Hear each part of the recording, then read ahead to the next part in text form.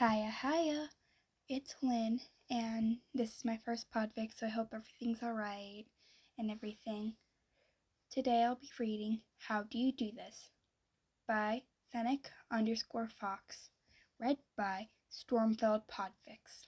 Summary: 1 October 2025, Day 11. Day 11 prompt: Can you get through all the pain inside you? Thie realizes just how much of a strain Izuku's quirk is on his body.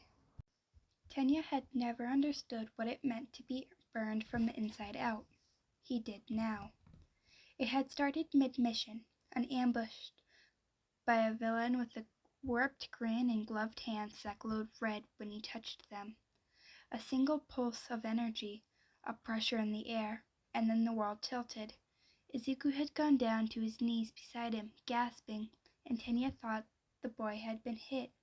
But when he tried to move, when he tried to stand, the world exploded. Every nerve in his body screamed. He stumbled, vision white hot, chest convulsing, as something monstrous roared inside him. The sound was everywhere, like thunder under his skin, and for a moment he was certain he was being electrocuted. Thie!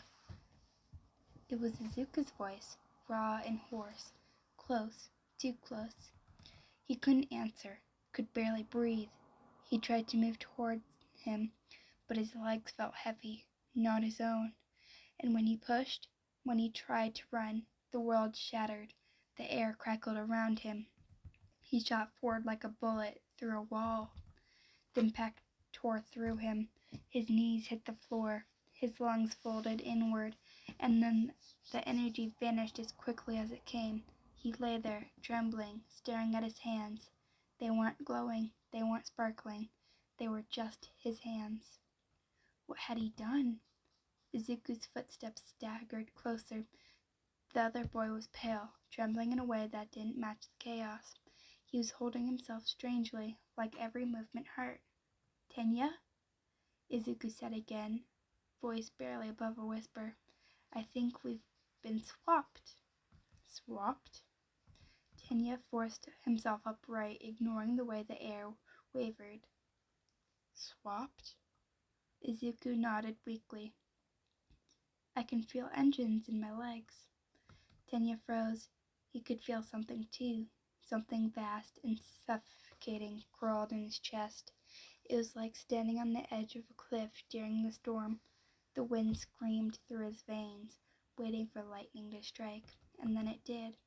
A flicker of light, a shudder deep in his ribs, power rising uncontrolled. Don't move, Izuku said quickly. He stepped closer, cautious, holding out a shaking hand. You can't you have to control it, Thie. Superpower it's not something you can brute force.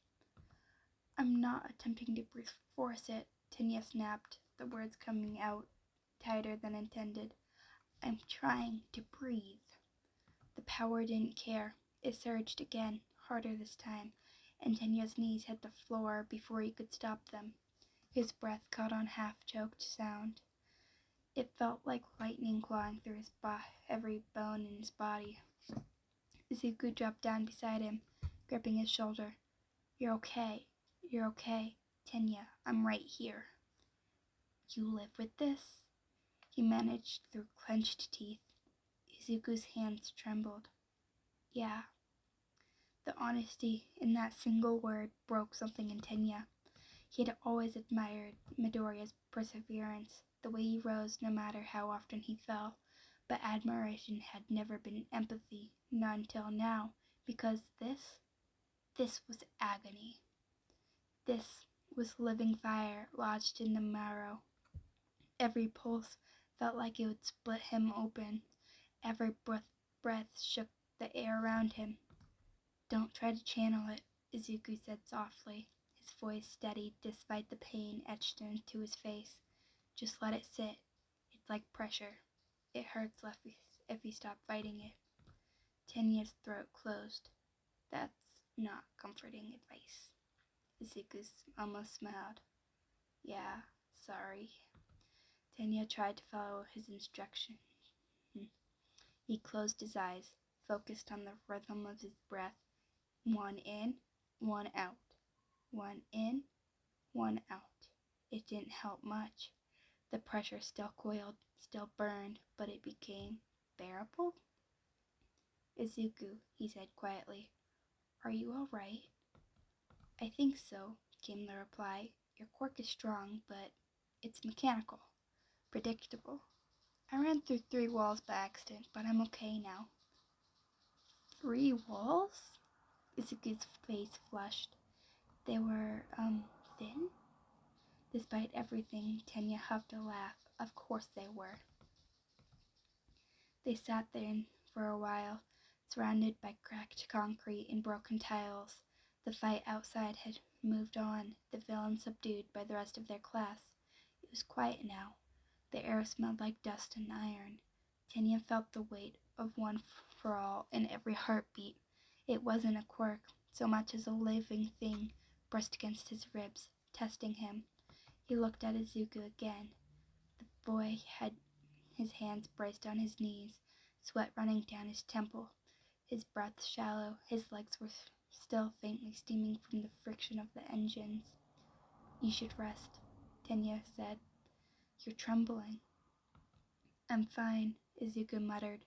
You need to focus on controlling, keeping it contained. It'll try to.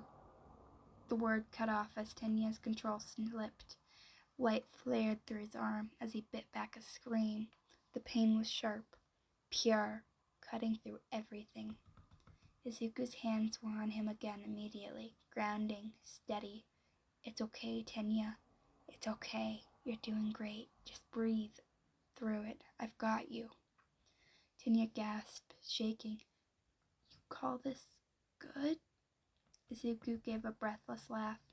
Better than exploding. That was a fair point. Minutes passed in fragments. Thie's awareness flickered between the pain and Izuku's voice, low and even, guiding him through it. Sometimes it was enough, sometimes it wasn't. He could feel the quirk trying to escape, clawing for release through skin not made to hold it. It terrified him, and yet Izuku didn't look afraid. He looked sorry? And when Thie finally spoke again, his voice was thin. Does it always hurt this much? Izuku hesitated. Not always. It's worse when I push too far or when I get scared. It feeds off your emotions. The more panic you get, the more it hurts. So it's emotional resistance? Izuku nodded. Something like that. Superpower remembers its user. It remembers what I fight for. Thie didn't know what to say to that. There was something almost scared about it, but right now all he could feel was pain.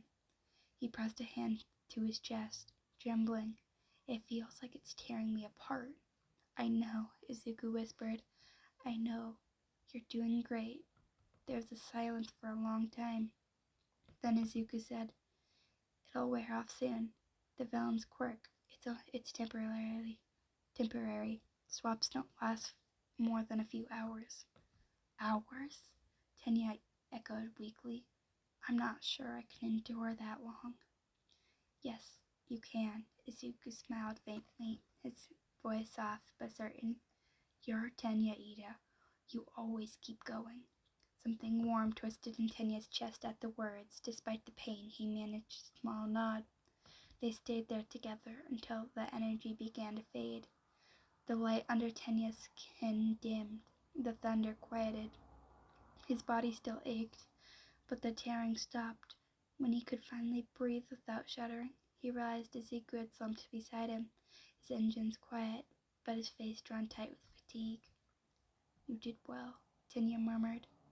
Izuku shook his head. You did better. Thie smiled weakly. I can see why you push yourself so hard to carry all that kind of burden and still smile through it. Izuku looked away. It's not strength, Thie. It's survival. Thie wanted to argue, but the words got in his throat. He understood now what that meant. When the pro heroes arrived, the villain neutralized and the quirk finally dissipated, their powers returned to normal. The shift was almost gentle, like a breath being released. The engine in Izuku's legs vanished, and the storm in Tenya's chest went quiet. He felt empty without it, empty and exhausted. As the medics fussed over them, Izuku leaned close enough for Tenya to hear. "Hey," he said softly. "You okay?"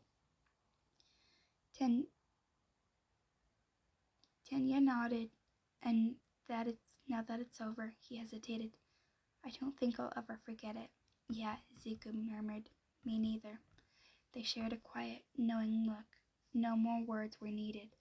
Later, when they sat side by side in Recovery Girl's office, both wrapped in bandages and exhausted, Tenya reached out and set a hand over Izuku's. "You are remarkable, my friend," he said simply. "To endure that every day and still smile, it's nothing short of heroic." Izuku's breath caught. His eyes went wide and wet. "I'm really not."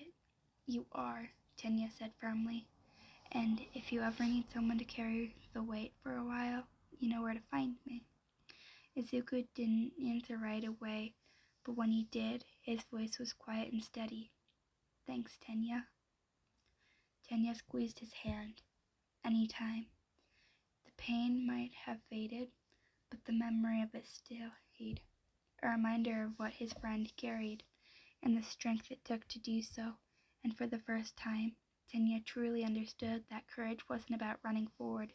It was about standing, trembling, and broken, and doing it anyway. And Izuku Midoriya had been doing that all along. Thank you, Raindrops, for listening. If you have any ideas on how to improve or tips for me, please leave them down in the comments. You don't have to, but it would really help me out. And I really enjoyed podficking this, so I'm hoping to continue it. And overall, just thank you for listening. This is Stormfold Podfix signing out. Goodbye.